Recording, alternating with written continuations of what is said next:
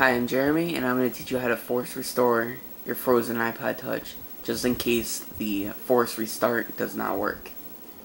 Okay, what you do, mine's not frozen, but this is what you do.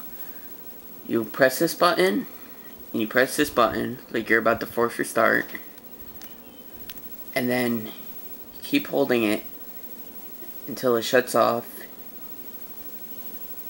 and then when the Apple logo appears, you let go of the top button. See, let go of that, and keep holding that.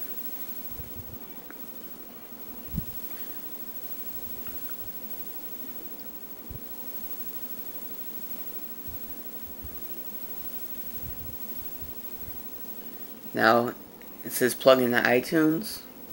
Plug it into iTunes and click the restore button.